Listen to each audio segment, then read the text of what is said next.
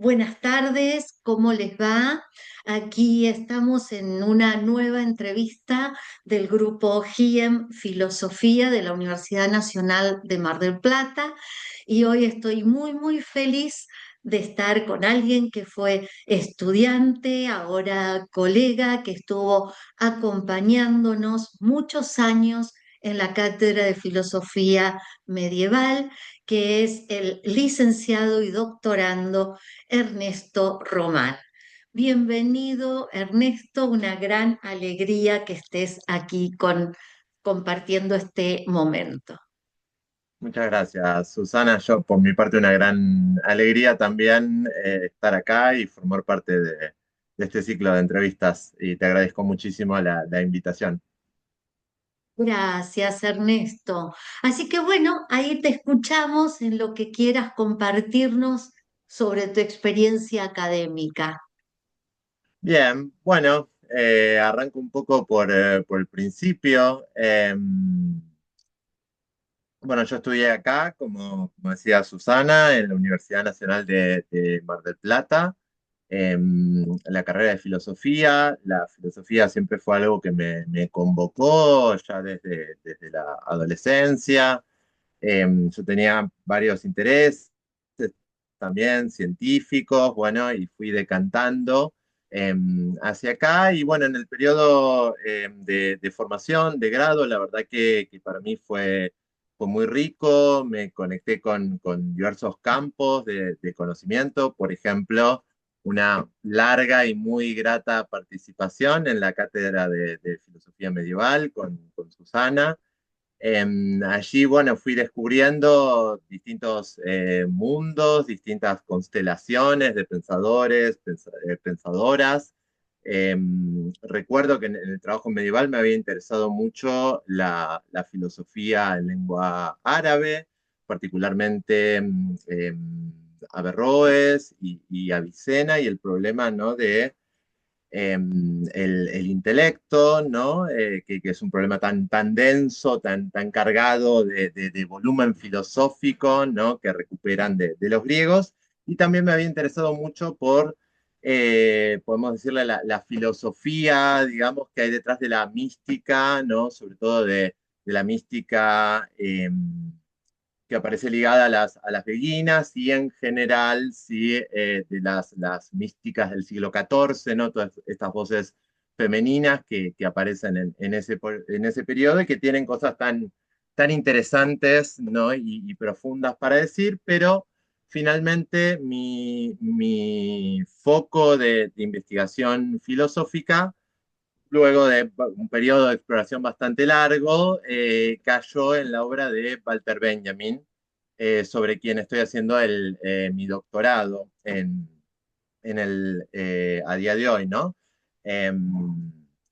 Y bueno, Benjamin fue una figura que terminé eligiendo en parte porque entiendo, es un pensador muy ecléptico, sí, que ha atravesado como muchos aspectos, sí, tiene algo muy profundamente híbrido, mestizo, anfibio, digamos, su pensamiento. Uno por lo general lo identifica con la crítica literaria, que también a mí me interesa particularmente, ¿no? Más allá de venir, obviamente, leyendo literatura. También tempranamente empecé a agarrarle el gustito, ¿no?, a la crítica, ¿sí? Y bueno, si bien estaría bastante anclado ahí, Benjamin básicamente permite conectar reflexiones que nos llevan de vuelta a una constelación, ¿no?, donde, por ejemplo, la teología, ¿sí?, particularmente la tradición cabalística, pero no solo, tiene un lugar muy fuerte al lado, digamos, de una crítica cultural, una crítica literaria que se amplía el espectro de la crítica cultural y luego social, ¿no? Y también otro núcleo de reflexión que siempre me interesó, que es el problema de la tecnología, ¿no? Entonces fui encontrando de alguna manera en la filosofía de Benjamin una encrucijada, ¿sí?, donde de repente vi como todos los caminos de investigación que había tratado de emprender tímidamente, por ahora todavía, a lo largo de mi vida, se conectaban, ¿sí? Entonces, eso un poco fue lo que me inspiró a centrarme en él, aparte de su prosa que es hermosa, apasionante para cualquiera que lo haya leído, o sea, podrá corroborar, ¿no? Y bueno, partiendo un poco de todas estas exploraciones, a mí lo que me está interesando a día de hoy con Benjamin, sí, es tratar de pensar cuál es la potencia que tiene tomar el pensamiento de Benjamin y articularlo con desarrollos filosóficos contemporáneos, ¿sí? Un poco entendiendo, Sí. ¿sí? Que hay algo en la propia teoría del conocimiento histórico de Benjamin que puede aplicarse al estudio de la obra de Benjamin, ¿sí? Y para resumirlo muy groseramente, ¿no? Podemos decir que Benjamin entendía, ¿sí? Que en contra de lo que él llama el historicismo, ¿no? Que sería tratar de volverse contemporáneo al autor del pasado o a la autora, ¿no? Que se pretende estudiar, Benjamin lo que propone es que el verdadero conocimiento histórico se da, ¿sí? Cuando ante un instante de peligro, una situación de peligro, ¿no? En alemán el famoso Augenblick, que es como pestaneo, ¿no? Ese instante donde aparece un peligro, hay, ¿sí? Una conexión específica con una época del pasado que de repente tiene algo para decirnos específicamente a nosotros ligado a ese peligro que de repente estamos enfrentando, ¿sí? Pero también, por contraparte, ¿sí? Hay, de alguna manera, es por ahí un término que quedó medio de molde, ¿no? Pero cierto contenido de verdad, ¿sí? De ese trabajo, de esa obra del pasado, que solo puede aparecer en un momento posterior, ¿sí? Cuando una época hace este linkeo a partir de las propias inquietudes y de los propios peligros que encuentra en su presente, ¿sí? Entonces, ahí se arma una constelación, ¿no? Ese momento de peligro hace aparecer una determinada verdad que era incognoscible hasta ese momento, o permite conocer algo del pasado que era incognoscible, ¿sí? Y a la vez nos sirve a nosotros para afrontar nuestro presente, ¿no? Entonces, partiendo un poco de este esquema, ¿sí? A mí, yo básicamente lo que encuentro en Benjamin es una muy profunda reflexión, ¿sí? Sobre el vínculo entre los seres humanos y la naturaleza, ¿sí? Que está atravesado por el problema de la secularización, ¿sí? Y a la vez eh, elabora una crítica de la tecnología contemporánea que se corre de los típicos lugares, ¿no? Donde transcurre la crítica de la tecnología, que suele ser la oscilación entre tecnofilia, no es decir, la tecnología va a salvarnos, la tecnología hace, ¿sí? Per se y sin ninguna consideración política que nuestra vida sea mejor, ¿sí? Vamos, ¿no? Hacia mejor, ¿no? Un poco lo que era la tradicional teoría del progreso, ¿no? El Sí, desarrollo de las de la ciencias a lo modernidad, largo del claro. tiempo, ¿no? Y que, claro, es tan característico del pensamiento de la modernidad. Bueno, Ujú. eso implica una actitud tecnofílica, ¿sí? Que tiene Ujú. su reverso en el tipo de narrativas contrarias, tecnofóbicas, ¿no? Que también muchas veces están ligadas a narrativas de la historia es la historia de la decadencia, ¿no? Vivíamos fantásticamente, ¿no? Hace por ahí Sí, miles de años y la historia de la civilización, ¿sí? Y sobre todo de la modernidad es la historia de la pérdida, ¿no? De eso auténtico, originario. Y creo que básicamente Benjamin logra explorar la tecnología saliendo de esas dos narrativas, ¿no? Y viendo, ¿sí? Cada coyuntura, cada situación, ¿sí? Como, bueno, obviamente un peligro, como aspectos que son potencialmente destructivos, incluso mortíferos, ¿sí? Pero a la vez como una posibilidad de emancipación, ¿sí? Entonces, esa forma de atacar el problema, por decirlo así, me parece tremendamente productiva para pensar nuestra situación hoy. ¿Sí? Ligado a esto que decía antes, ¿no? Esta teoría del conocimiento histórico. Entonces, básicamente lo que yo estoy tratando de hacer en mi tesis, ¿sí?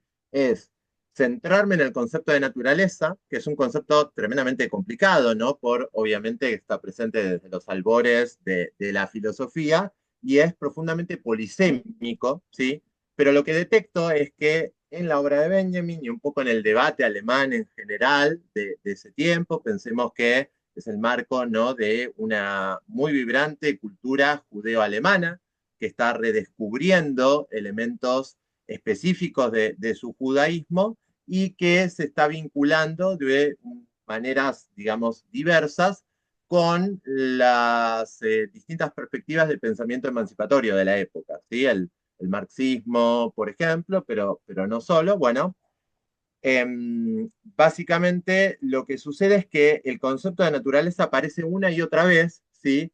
Pero siempre en función de teorizar otras cosas, ¿no? Por ejemplo, hablamos de la naturaleza para definir mejor qué sería la historia por contraposición, ¿sí? Hablamos de la naturaleza para entender qué sería no tener lenguaje, sí, que es una existencia prelingüística. Hablamos de la naturaleza, sí, para entender qué sería lo no cultural o lo, más específicamente, lo no histórico, ¿sí?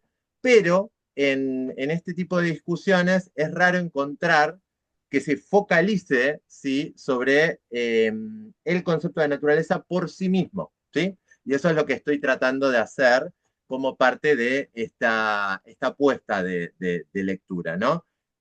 Agarrar un concepto, ¿sí?, que si bien aparece muchísimo en las obras, Sí. tiene escaso tratamiento por sí, ¿sí? Y ver, digámoslo así, el reverso, ¿no?, de esas teorías y encontrar una filosofía, si queremos, incluso de la naturaleza y una reflexión sobre lo natural que va a contramano, ¿sí?, de lo que de alguna manera la modernidad conceptualizó como el lugar, ¿sí?, de la naturaleza, porque pasando, digamos, el cepillo contrapelo, ¿sí?, a la propia filosofía de Benjamin, lo que encuentro es que Benjamin está pensando una naturaleza que primero está atravesada por el lenguaje, ¿sí? Y acá moviliza tradiciones cabalísticas, hace una profunda exégesis del Génesis, también, en base al cual elabora una idea de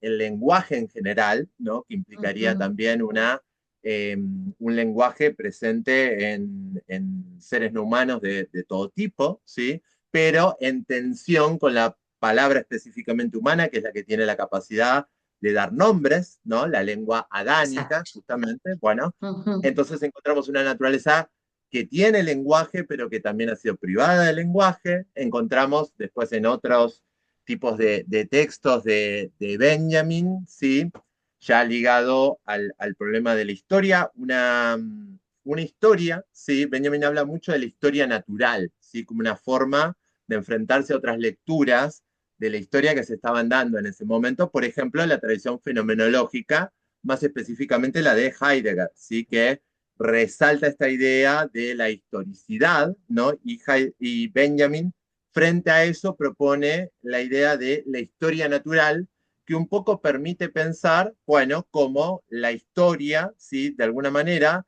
no es algo radicalmente distinto, o sea, la historia humana no es algo radicalmente distinto del resto de vínculos y de básicamente seres que existen en el tiempo. Entonces la naturaleza tendría también una historia, o sea, perdón, la historia tendría una dimensión Sería una... natural, pero también lo contrario, ¿no? La naturaleza tiene su propia historia, Sí. ¿sí? Entonces, cuando uno se corre de las posiciones típicamente antropocentradas, antropocéntricas, que solo admiten el pensamiento de una historia humana, ¿sí?, se Mm. encuentra con esta historia natural como el terreno, ¿sí?, donde ya no se puede separar una existencia histórica humana exclusiva del resto, ¿sí?, de los seres que en todo caso estarían sometidos a las leyes eternas de la naturaleza. Sino lo que tenemos es una historia que es también historia, ¿sí?, por ejemplo, de la cultura material. Entonces hay una historia, ¿sí? Esto está muy presente sobre todo en la obra más tardía de Benjamin, una historia de las cosas, ¿sí?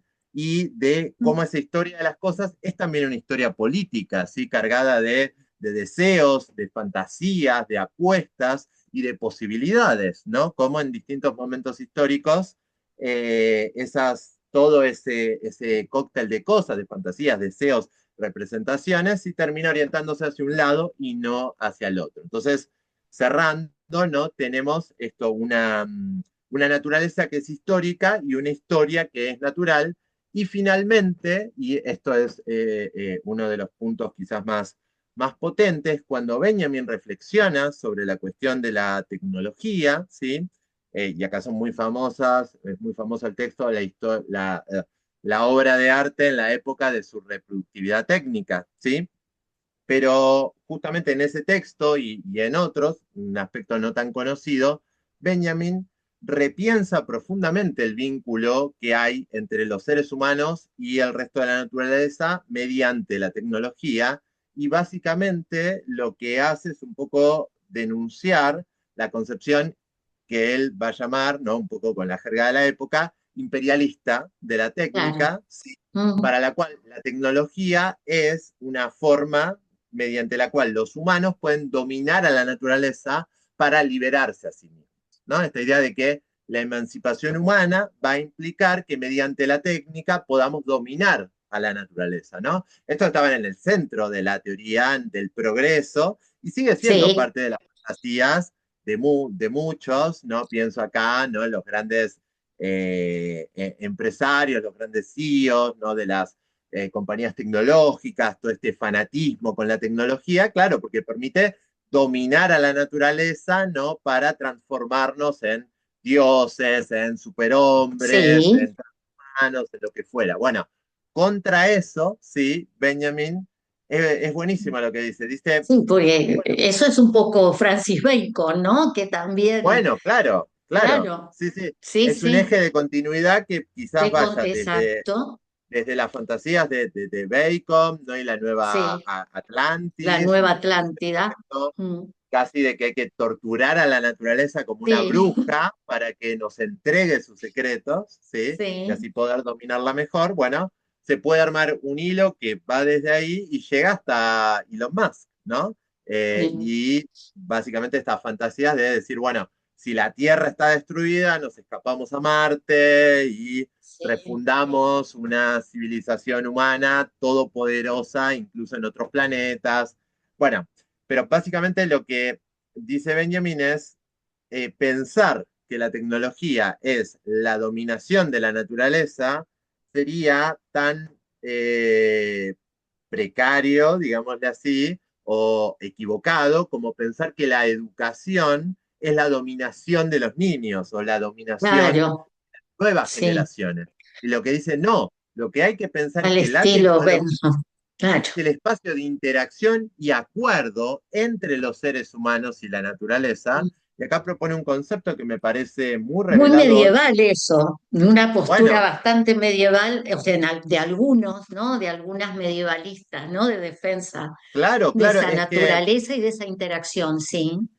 Sí, sí, totalmente, totalmente, pero básicamente quería señalar esto, ¿no? sí, perdón. Que habla del concepto de Zusammenspiel, que es algo así, es un concepto medio difícil de traducir, por eso lo solemos como decir en En alemán, alemán. ¿sí? Pero sería algo así como un juego concertado, ¿sí? Una interacción, un ida y vuelta, ¿no? O un espacio donde se puede acordar cosas, ¿sí? Sí, Entonces, así como el buen pedagogo es aquel que logra establecer un vínculo de ida y vuelta entre las generaciones, bueno, el buen pensador de la técnica es aquel que entiende que la tecnología es el juego conjunto entre seres humanos y otro tipo de existentes, ¿no? Y agarro esto que vos decís que es muy revelador. Bueno, un poco esto lo puede pensar Benjamin porque tiene una sensibilidad, ¿sí? Muy cercana a muchos pensadores y pensadoras medievales, básicamente en primer lugar, por la influencia de la cábala, la influencia claro. que tiene la cábala en su pensamiento y esta idea, ¿sí? De que de alguna manera hay la naturaleza, ¿sí? Es una frase que él menciona una y otra vez, si pudiera hablar, se lamentaría, ¿no? exacto. La naturaleza, de alguna manera, ha sufrido un cierto daño, ¿sí? Tiene un daño que debe ser, en algún sentido, reparado, al igual que la existencia humana, ¿no? Sí. Pero a la vez, y esto lo descubrí hace poco, también el vínculo entre Benjamin y la Edad Media es bastante más, bueno, no sé si más profundo, pero más amplio, digamos, porque está muy presente, bueno, la cuestión de Escoto, la escuela Claro, porque eso, de claro, es cotoriúgena, claro, sí, Escoto, no, de Danza claro, cuando Escoto, habla de las, sí, sí, de la particularmente de naturaleza, Danza todo lo que es Escoto, y no es, sí, que bueno, ahí, claro, está, sí, sí, sí, estaría, exactamente, ahí es re interesante lo que decís, porque hay dando vueltas varios elementos, bueno, y también en la Cábala hay ideas similares, ¿no? Que podrían acercarlo a la teología negativa, ¿no? claro, De Scoto-Eriúgena, pero también él tuvo el proyecto de dedicarse a estudiar la obra de Duns Scoto, sí, también miembros de su escuela, sí, ¿no?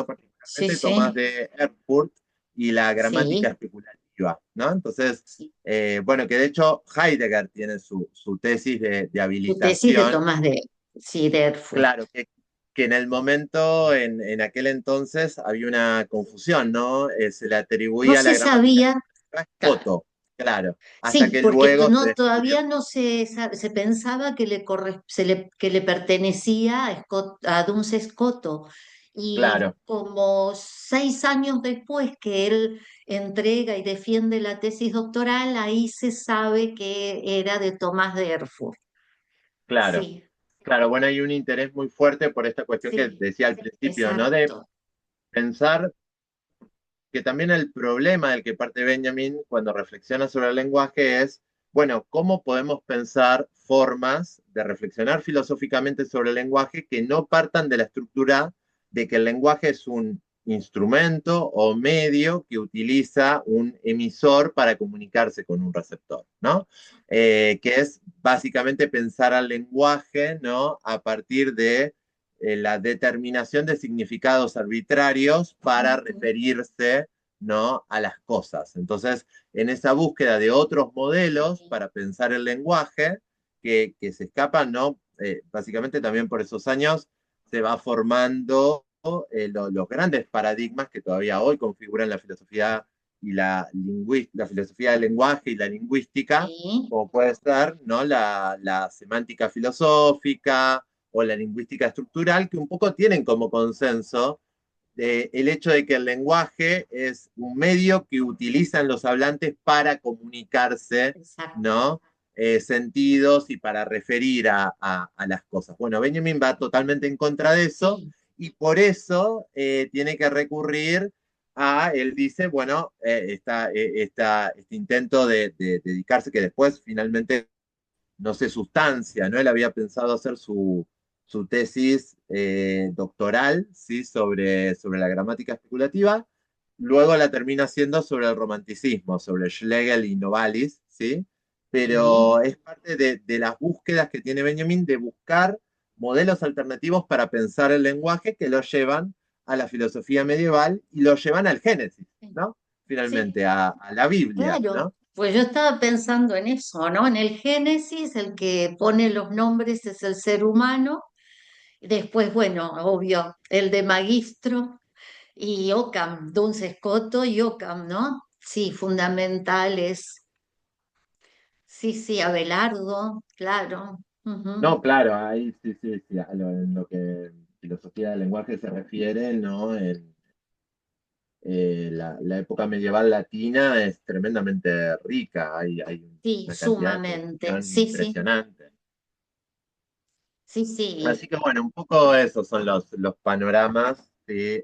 Que tengo presentes a la hora de pensar la tesis. Después, últimamente estuve, bueno, fui por varios lados, pero ahora estoy tratando también un poco un proyecto en paralelo con ciertos puntos de contacto. de estudiar la planificación, los proyectos de planificación económica durante el siglo XX, ¿no?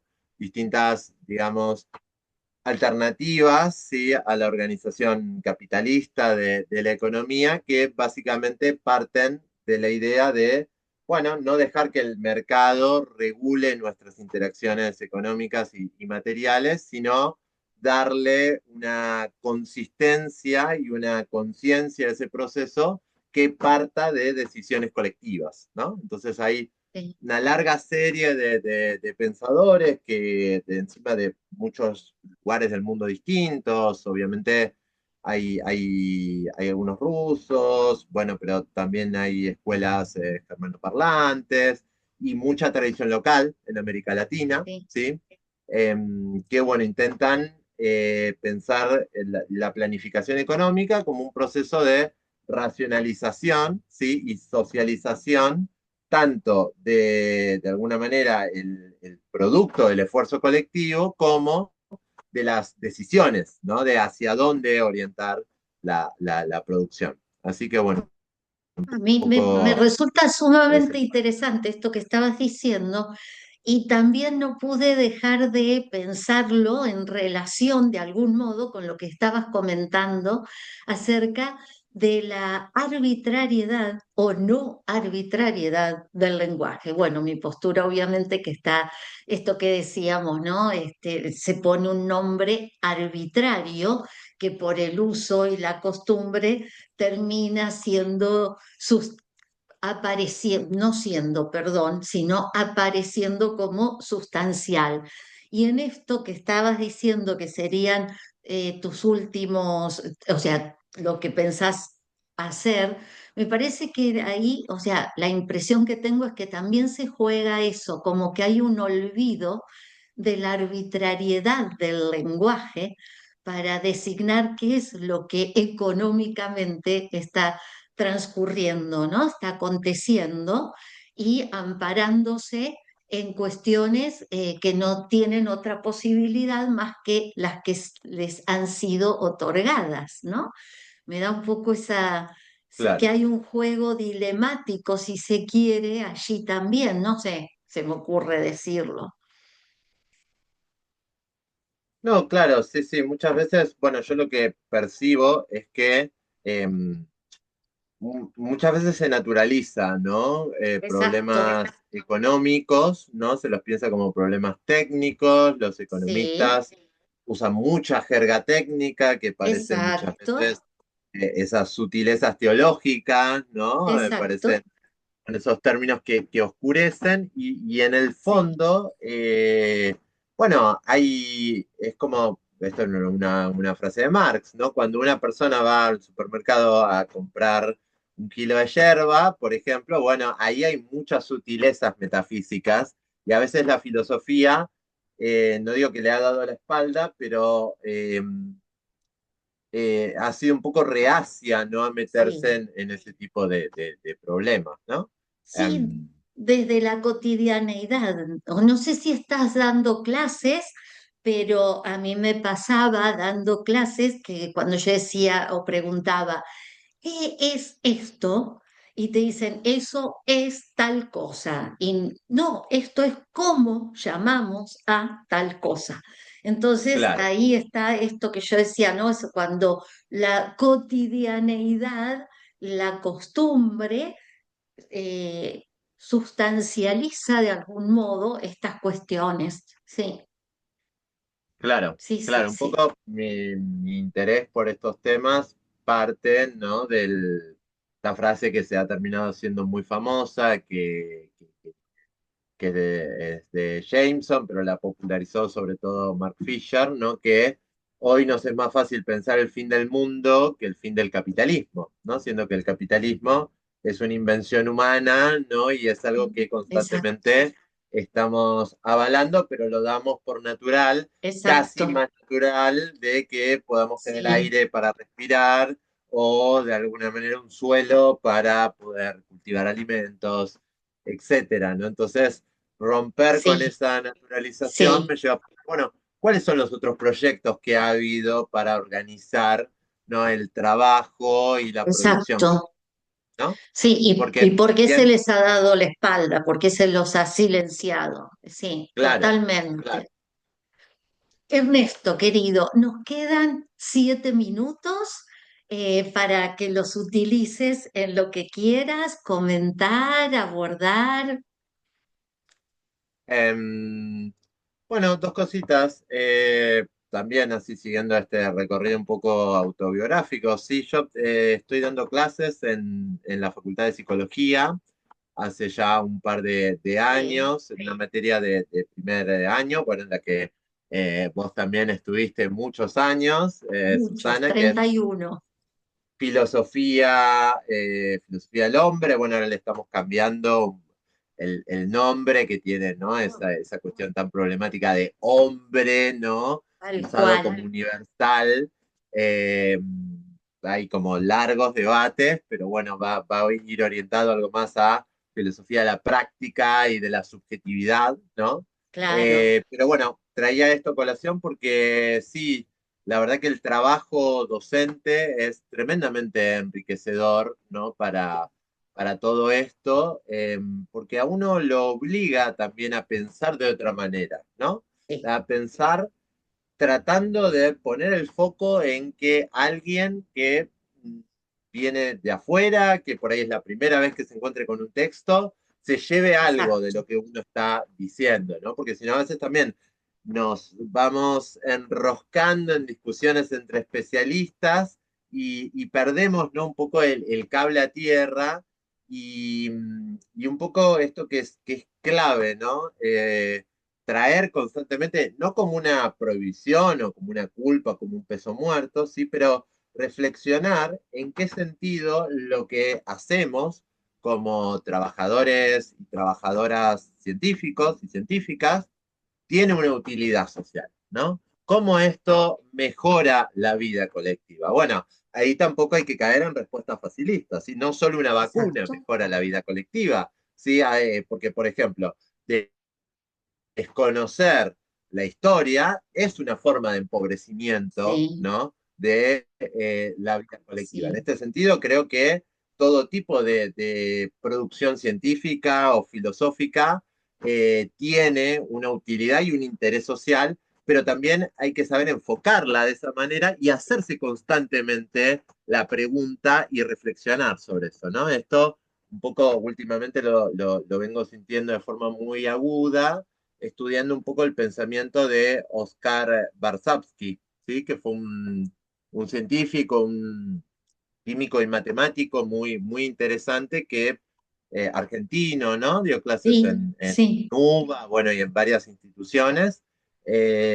Bueno, y él básicamente con su trabajo como químico y matemático se va a Estados Unidos, hace una tesis al parecer espléndida, dicen los especialistas, sobre física cuántica, ¿sí?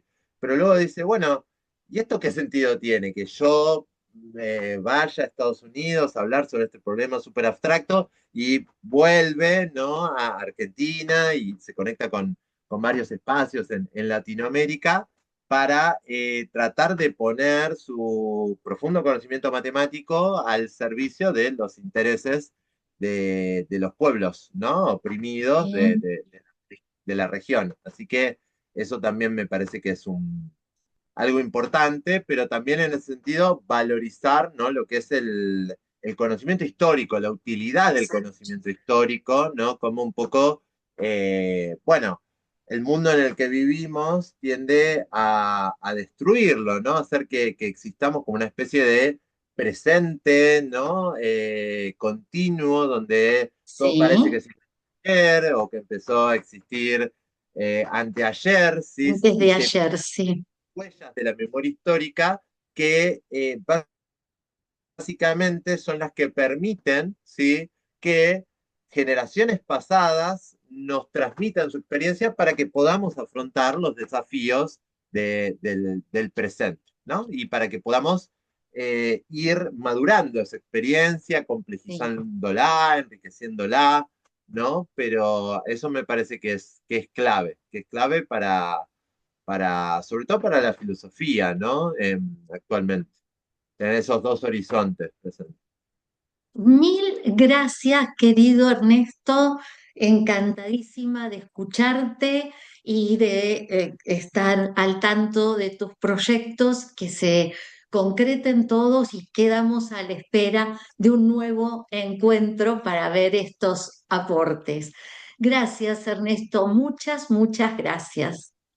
No, muchas gracias a vos, Su, muchas gracias por la invitación. Yo siempre encantado de charlar sobre estas cuestiones.